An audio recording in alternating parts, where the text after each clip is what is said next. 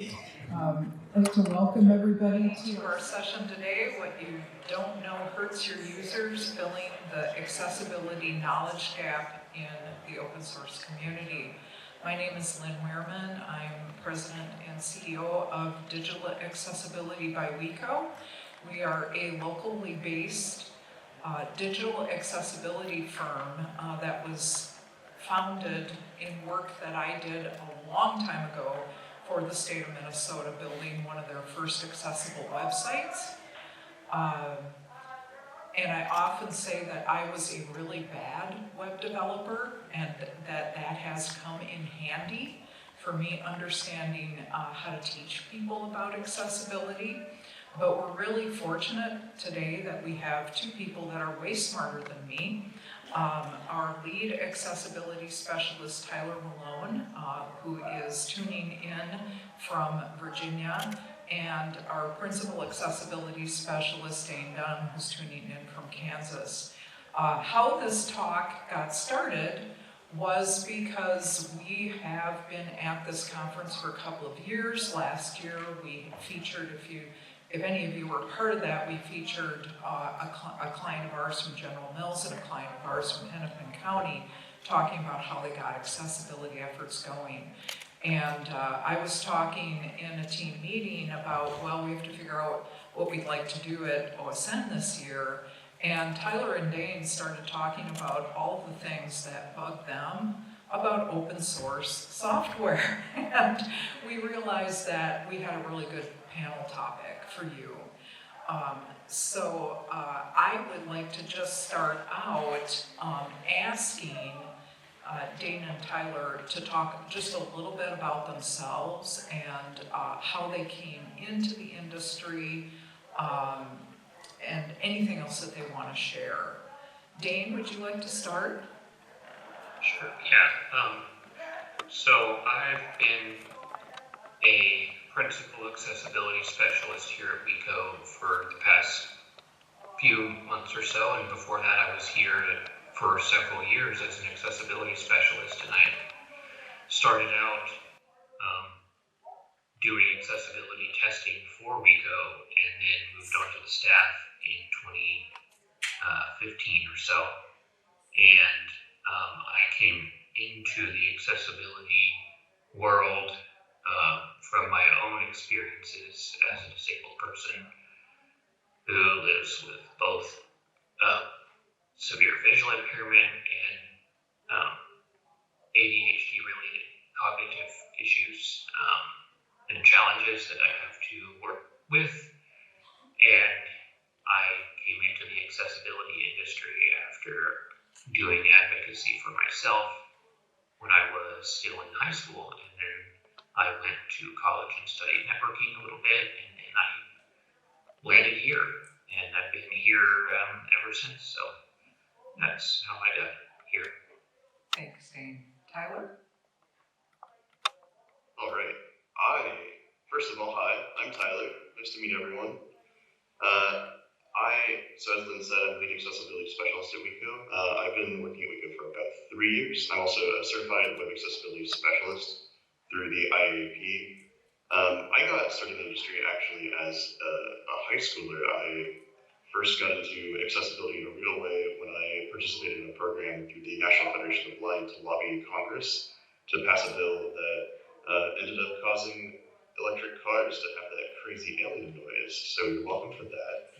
I advocated for accessibility through high school and in college. I actually worked with the university's public relations team to improve accessibility in PDFs and other documents in InDesign Adobe, as well as social media. I did some presentations on accessibility awareness. I graduated from college in December 19 with a philosophy degree, and immediately COVID hit. So no philosophy jobs. Pivoted into technology, got development certification, and actually went back to my university and got hired as an accessibility specialist. So I did some testing there for about a year, and then I got hired on at WeCo, where I've been ever since. Great. And I'll just footnote that we're a different company in that living with a disability is a requirement of any of the jobs that work on digital accessibility. It's part of the job description because we see that living with a disability is a skill, not a hindrance. So, all right, so I'm just going to start out. And Dane, can you tell us how do you primarily access digital information? Yes. So mostly I use my iPhone, which of course isn't really too much open source, although iOS does have open source components in it. But I use primarily an iPhone with VoiceOver screen reader because that platform is very robust from an accessibility standpoint and has been for many years. I've used that since 2012. I primarily get information through mobile, and I watch a lot of YouTube and other streaming content on an Apple TV set-top box, and that's usually most of my digital consumption, except for sometimes I'm on the PC for work, and then a few other things here and there, but mostly I do things on mobile, and then I did make some PowerShell coding for getting weather forecasts and synthesizing them with a speech engine, but otherwise that's about it. Thank you. Tyler? Like Jane, a lot of the time I'm accessing information like the internet through an iPhone.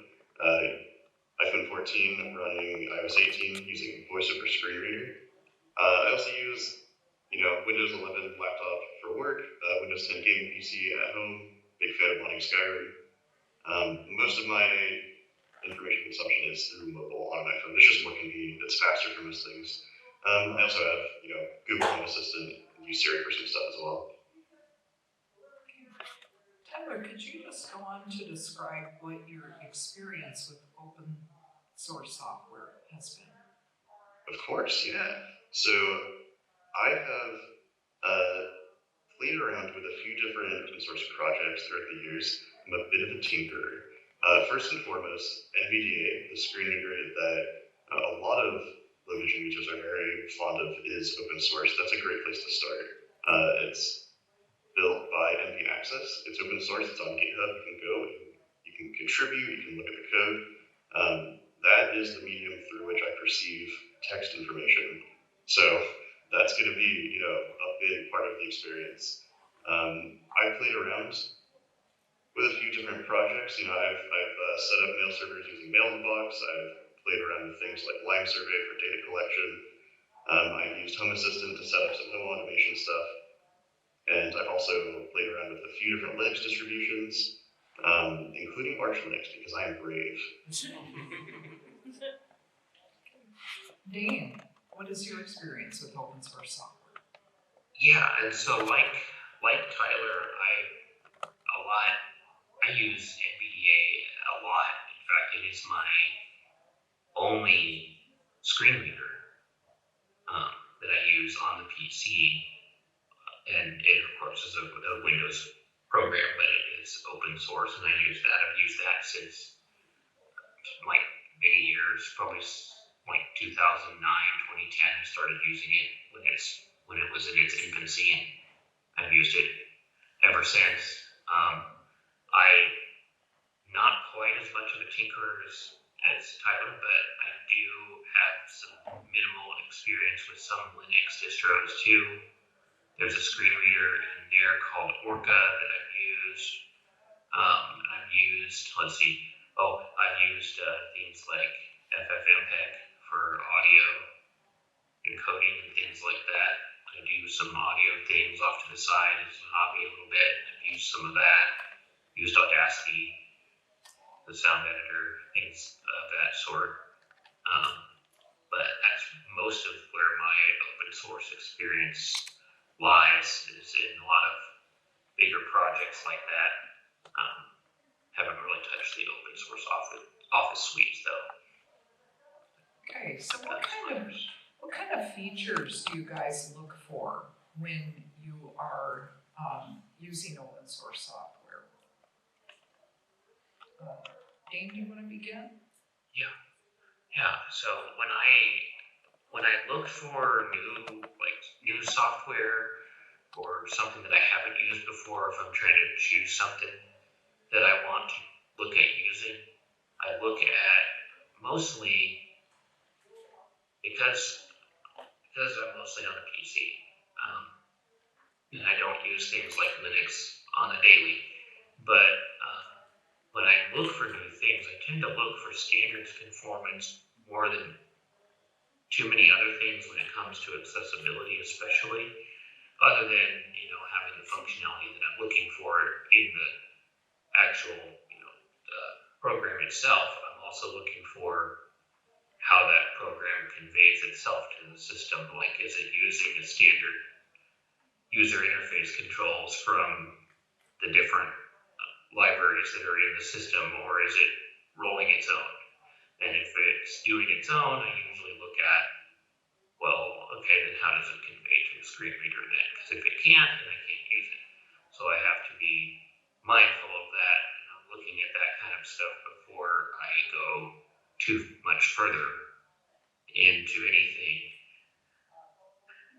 So unless I'm talking about something like NVDA or some other accessibility specific project, I'm usually not looking for any of my software to either be my assistive technology or act like it, but to just make sure that it supports whatever APIs the assistive technology is using.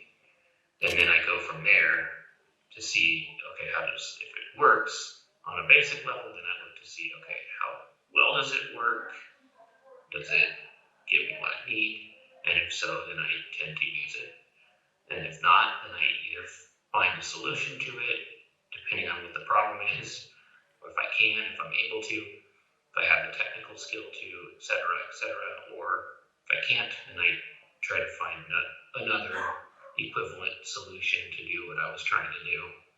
So that's typically what I'll do. I'll find things to use. Thanks. Tyler? I look for seamless integration. I don't want a transformed accessible experience. I want to access the software the same way that you do.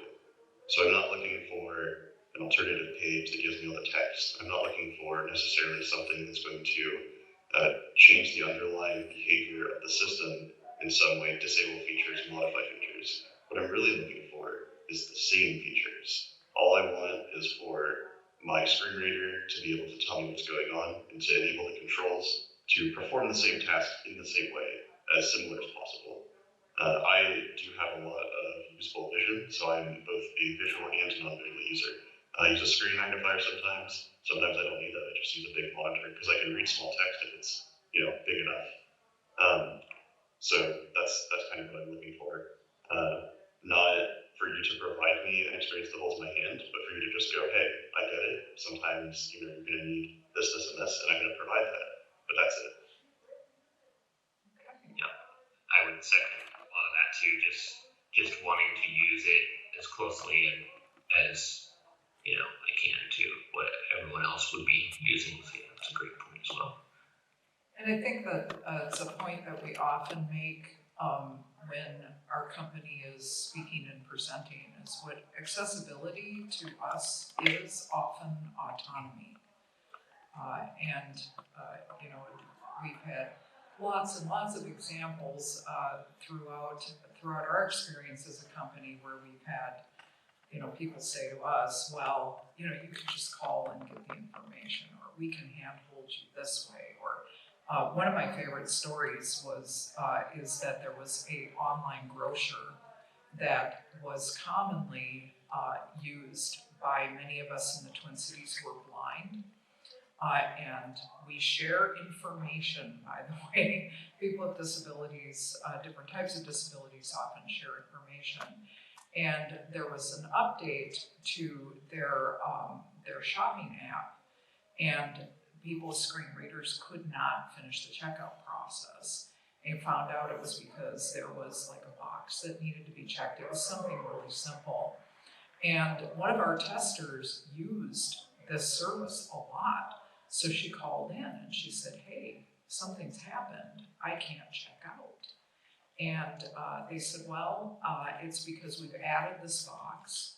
And she said, well, is there any way you can make that accessible so my reader can pick it up and I can check out?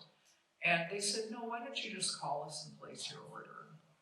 So that, I think that this is something that always bears repeating, that autonomy is accessibility. You know, nobody wants to be a burden to somebody else. People want to be able to do what they want to do without having to consult others. And I think that that's something that's been really great for me to witness as somebody older who's, grew up with 2 disabilities, is that we're really seeing that change in technology away from, what's good enough to being equal. So with that in mind, Tyler, what's out there that works for you? What kind of software are you using that you like that's accessible? So this is where I do a callback. Obviously, NVDA, fantastic open source software, highly recommend. I want to give a broad answer to this rather than calling it a specific project.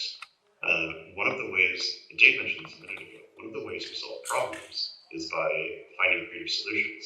It's never going to work the first time. 90% of the time we pull up a web page, we can't access something. Even if to you it looks completely accessible, that you can do everything, click around, see everything, navigate. There's often underlying issues. So one of the areas that I have had the most benefit from open source projects is the little ones, the hobby projects. Someone throws together an app and puts it on the App Store for free, and all it does is calculate basal metabolic rate, something like that, where all they've done is build a tiny little applet that's accessible, that solves a core function that I'm looking for in something. Firefox has tons of plugins. All they do, invert the color scheme, give me dark mode, something like that. Those are often the ones that help the most, ones that solve a problem that don't add fancy features on top. Yep, I'd second that. And that, of course, I as well would say NVDA too. But, that aside, yeah, Tyler is right about that with the just individual little small things. One random example that I did put up on GitHub was this little batch script that I made that just goes and downloads YTDLP, the command line video downloader and streamer tool for YouTube that Media Player Classic Home Cinema uses. And I use that media player all the time, and I'm like, I want to view my YouTube videos in there so I can use my keyboard more easily than I can on the website. So I just put YTDLP there, and I made the script to do it. And it's just like this little single-purpose tool, has no other point other than to just run it and keep it updated whenever it runs. And made my life easier. I have a dark mode extension in Firefox too that I also use, that I use every day. It makes my life easier. And all that, of course, is open source too. So, yeah. If I had to call it a specific tool, I know this is going to sound a little silly, but the Rufus tool, just to format a thumb drive, the fact that it does the basic thing that it needs to do, and every time I pull it up, every time I've opened it, my screen reader never has an issue. It finds the controls, I can interact with it, all of the text announces, all the labels announce. It's a solid program, both in what the function it performs and it's accessible. It's really things like that. That's what we're looking for, is just give us tools that work, but that we can also use. Yep. Rufus is also good. That'd be a good one. So, thanks for that. It's really, really insightful. Where are some areas where you guys find open source software falls flat regarding accessibility?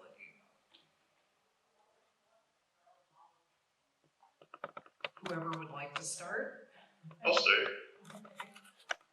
So, what I see the most where open source falls flat, and this applies in enterprise environments and what I called out earlier, in hobby projects and smaller teams, people who might just be breaking out, people who might just be trying to contribute.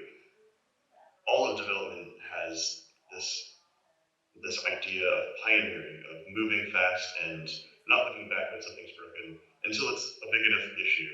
You know, we want to get the project done. We want to get something that's functional, and we want to come back and fix what needs fixed later. The problem with that is that whereas in a big environment where you have a closed system and you can manage all the variables and you have tons of money, open source projects are often small. They're often lightweight. They often fall prey to development by democracy. And one of the things we need to keep in mind is the more moving pieces you have, the more complexity of the system. So where I see open source fall flat is falling prey to the notion that accessibility can be a last thought or a second thought. A lot of the time I see people on Reddit going, hey, could an accessibility specialist come and just go through and commit a bunch of fixes to this to make it accessible? And I'm like, dude, that's very expensive, very time-consuming work. I have a full-time job. I'd love to help you. I'd love to educate you, but you're not asking for education. You're asking for me to fix the problem and then come back and fix it again in a week when you get a bunch of submits and approve them without having me check them. It's a Medusa problem, not a Medusa problem, a Hydra problem. Oh, Greek myths. But you know what I'm saying. I heard that laughter. Philosophy That's major. right next to metaphors. Dean, do you want to comment? Yeah. I can, second that general idea of accessibility as the bolt-on thing that somebody thinks about, only when someone mentions it, or maybe somewhere down the line later.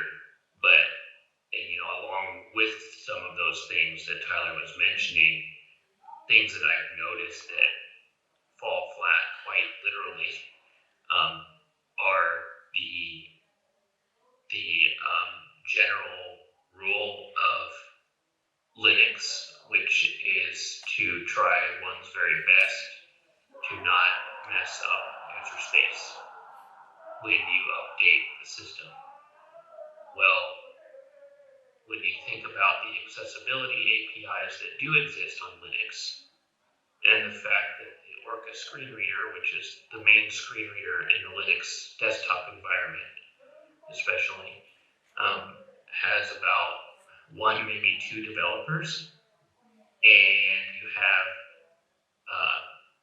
the situation where whenever somebody updates, let's say GTK on your Linux distro, GTK gets an update.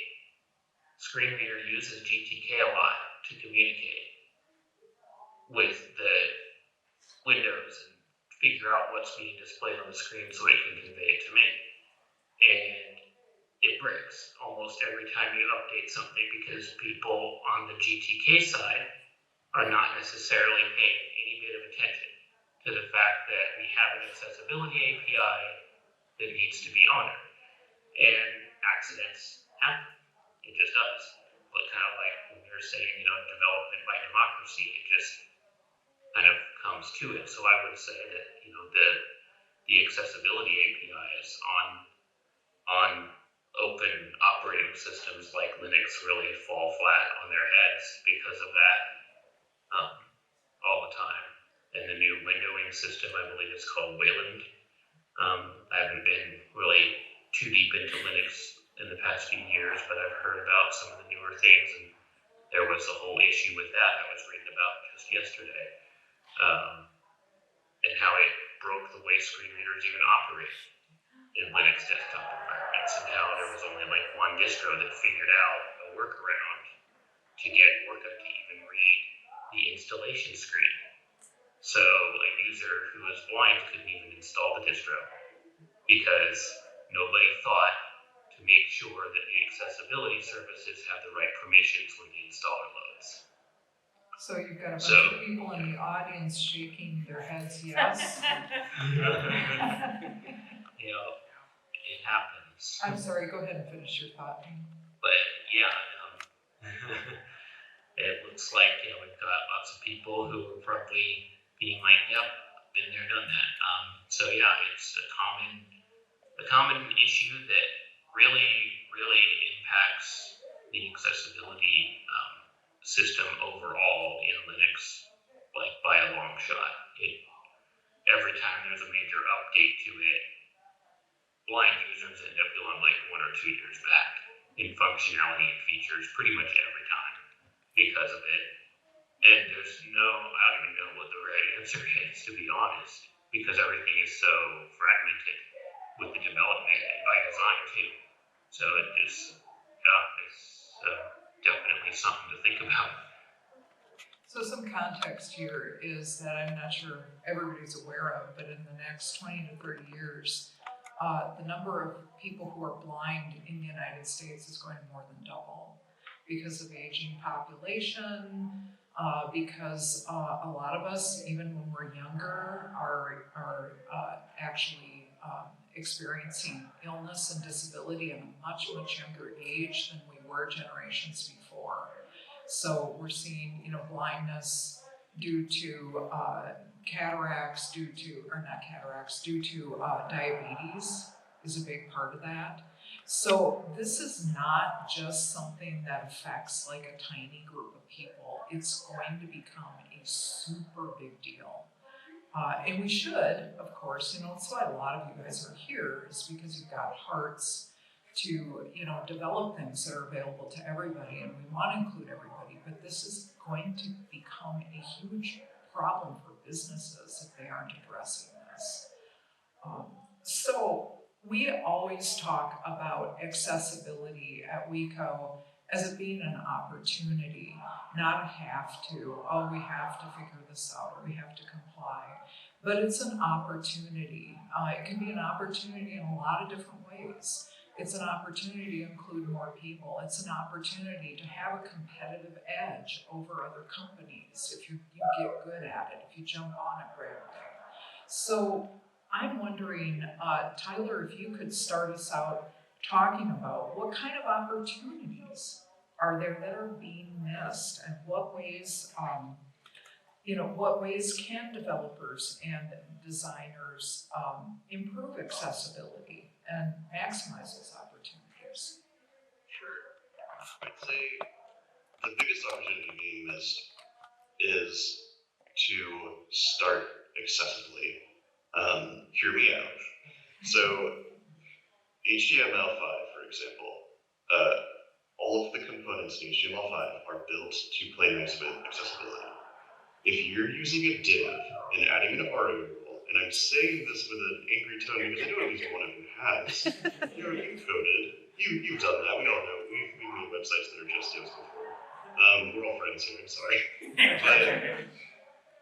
But if you're using divs for everything, and if you have a button and you're like, I could just style this really cool thing and build a custom component and inject all the data I need, don't do that. Just use less button greater. And then when I hit tab to put focus on it, I hear button, not blank.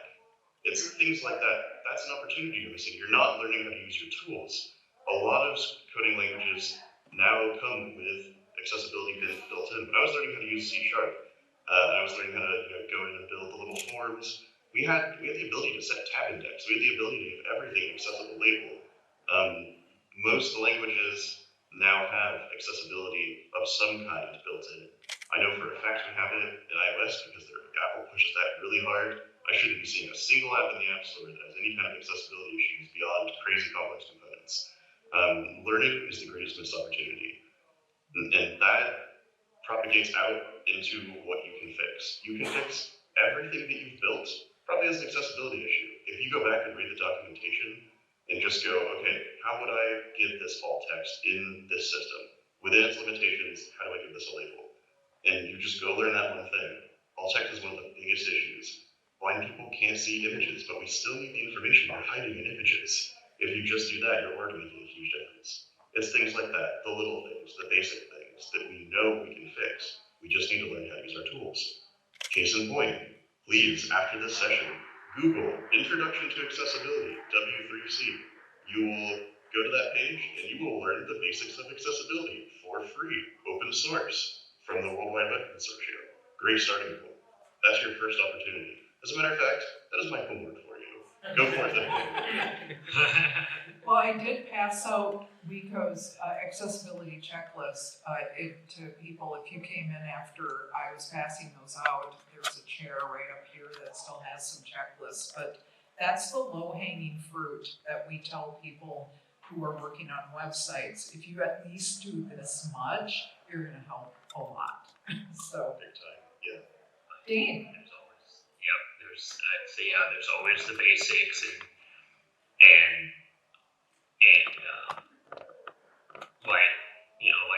like Tyler was saying, and just essentially just consider accessibility when, as early on in the process too, we should add, as you can. I know a lot of times with open source, unless you're developing something brand new of your own, probably you're going to be contributing to something that probably already exists, either completed and you're updating it or adding something new to it, or you're working on something that isn't quite finished yet but mostly exists. And so you're probably going to need to do some retrofitting if you want to do accessibility. And also like I was saying too, is that it's usually with the basic things especially, it's not always as difficult as it might seem at the outset. You might look at something and think, okay, there's a lot of things I had to update in here, or you might wonder if it's going to change how it looks visually, and you might not want to change that. Usually it doesn't. Usually it's a lot of under the hood things that have to do with how things communicate with each other and the information that you provide in your code as you write software or documentation for the software, things like that. And just start with basics, like make sure your basic keyboard navigation works. Like, can you use your tab key to move between the different elements in the window, or otherwise have keyboard shortcuts that are discoverable and documented and so on. And if you feel brave, you can even turn on the screen reader and try it out if you want. Especially if you're on a platform that has one, like mobile platforms, both iOS and Android come with their own screen readers built into the devices. And PCs have the same. Mac has one called VoiceOver. Linux has Orca, although the stability of Orca is a little bit up in the air, depending on what distro you're on and how you have that set up. But there are plenty of things to try out and to learn. And, if you are doing things online, like getting comments and issues in GitHub or somewhere else, for that matter, on the website or your social media, whatever the case might be, if you find disabled users on there, and if you find them and they are asking about it or trying to provide feedback, like sometimes happens, try not to immediately dismiss it either. Try to see if you can, if you've got the time and you're up to it, see if you can maybe look into what they're complaining about, see if you can learn about it a little bit maybe, or ask them if you're not sure. I've just seen a lot too. Yeah, go ahead. Yeah, Dean, I'm just gonna actually reinforce that point that people with disabilities don't speak a different language, they don't have a second head. They will tell you what they need. If there's anything that I learned from founding a company that's staffed right now 100% by people with disabilities is that they know what they need. Probably the biggest disability accommodation I made when we had in our office here in the Twin Cities, we have an office in Stillwater now, is to pull a chair out from the table so that somebody in a wheelchair can pull in. I mean, seriously, it just doesn't take a lot, just ask, and people are really happy to teach you, and that is the most valuable source of information. Usually doesn't cost anything. I want to just give a few minutes, 2 questions before we end, because we've got about 5 minutes left. And if you can just say your question, I'll repeat it to make sure the guys can hear it. We are recording this, by the way. So I gave you our company information, and you can find us through our website. We do have a YouTube channel, so we'll be putting this out on YouTube in the next week or so.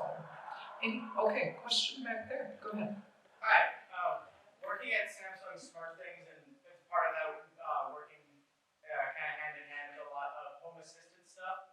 How do you feel that home automation software, specifically open source home automation software, it benefits those with accessibility needs, and how can we be adjusting our focus to better suit those needs as well? Did you guys hear that? No, okay. Gentleman working for Samsung Smart Things is just wondering how we're feeling about open source home automation. I'm sorry, could you say that again? How does open source home automation do it currently in terms of meeting accessibility needs, and how can it be better? Did you hear that? How's it doing currently for accessibility, and how can it improve? Yeah, I'm happy to go first. So I love home automation. It has made my life a lot easier. I use a robot vacuum. I tell my TV when I want to listen to music. I have smart lights throughout the apartment. One of the ways in which it really succeeds is you hook it up and you yell at a box, and the box makes things happen. Yeah, we have magic, folks. The problem is sometimes the magic throws an error code without explanation, or just doesn't work. Or every screen except the last screen where I hit finish isn't accessible. It always goes back to little things, doesn't it? I'm ranting about the little things this time. It's always, when it works, it works. When it doesn't work, I often don't get an explanation, and that means that because as a disabled person, your life is in part problem solving. And if somebody doesn't tell you what's wrong, you can't solve the problem. So more robust error codes would be my big ask. If I'm trying to use my phone to connect to Bluetooth to tell my washer to turn on, and all I get back is a loading symbol for 10 minutes, and then it says try again, I'd be pretty upset. If you tell me the connection loaded out, then I know it's not my fault. I didn't do something wrong. If you tell me, it's low on water, then I know that's a solvable problem. But as a disabled person, my first thought always has to be, this software might have an accessibility issue. And because you didn't tell me what's wrong, I have to assume I'm the problem, or something you've done is not something I can access. So giving more information, it's UI is a really big area. Just user design, making it inclusive, making so that we understand what's going on. That's often where I find they fall flat. The apps are often, even if they're robustly built, they're just not robustly built in the sense of having good detail on labels, having good detail on explanations. And that's something that I think, if we improved that, it would give me the ability to understand and to problem solve myself, and to just use the system. I often turn to things like Home Assistant because then I can just pass in commands using a command line, which is like very arcane. I'm metaphorically banging a rock against a computer, but then I know that it's actually going to work because I'm going to tell it to do something, and it's going to go, no, that won't work, and then it'll give a huge explanation, a standard scroll telling you why. But if I use Smart App, it will not. Yeah, sorry, Tyler, we're going to try to get in one more question. We have 2 minutes, but thank you. Gentlemen, I'm sorry, in the center, do you have a question? My question was mostly answered, but I'll throw it in a slightly different direction. We've talked a little bit about when things go wrong and how that doesn't feel good. Are there any instances that you've run into where maybe something's gone wrong, an update ended up disabling the ability to use an accessibility option? Have there ever been any good forms of communication when that's happened, or like a good way of handling that you've preferred or enjoyed? Okay, so when something goes wrong, and is there I'm sorry, I'm slightly distracted by the party in the next room. My gosh, they must be having a good time. I hope you guys can hear that. I'm sorry, could you just encapsulate that really Yeah. quickly? Breakages in accessibility feel bad. Yes. Have there been good communications surrounding those moments? So breakages in accessibility, have there been good moments in communication around that for you? Dayton, do you want to take this one? I have a story, if you don't mind, but I want to give you an opportunity to talk. Yeah, I don't really. Okay. I would say go for it, Tyler. Okay. 1 minute, Okay. Tyler. Yes. Am I allowed to mention specific company names? Sure. Oh, sure. Okay, cool, awesome. Get ready, guys. Okay. 2 days ago, I used Lyft to get a ride. I tried to cancel it. It did not work. The cancel button is not accessible. The rest of the interface was fine. I contacted support while they continued attempting to request drivers to the wrong location. And I proceeded to argue with them for 2 hours to beg them to cancel the ride. The short answer is no. The long answer is when an update breaks accessibility, I then have to spend the rest of my day diagnosing the problem and telling customer support how to fix it. Often, if something breaks accessibility, I then have to talk to somebody who is not a developer and doesn't understand, argue with them to escalate it to their supervisor, and then I get told, "Thank you for contributing, really appreciate it, no refunds, bye." Sure. And a great version of that, the desired outcome would be acknowledge it, escalate it, but don't question it. Don't tell me, "Oh no, you're wrong, you can find it," because no, I can't. Just accept that for disabled folks, there's a higher level of errors that will happen because it's not because we're lying or because we're incompetent. It's because there are more barriers to our access. So we need to have you give us the benefit of the doubt when we find a problem. If there's a problem. And if that happened, if they said, "Oh, I'm so sorry, thank you, I can't do something now, but I'll get a response in 24, 48 hours when I have something checked," that would have been an amazing response. That would have been exactly what I hoped for. I hope that helps answer the question. Well, this has been really fun to do with you all, and thank you, Tyler, thank you, Dane. If you've got any other burning questions, we're at accessinfo@theweco.com. You can certainly email us and we'll get back to you. You'll find it through, we have a contact us form on our website. But thank you so much.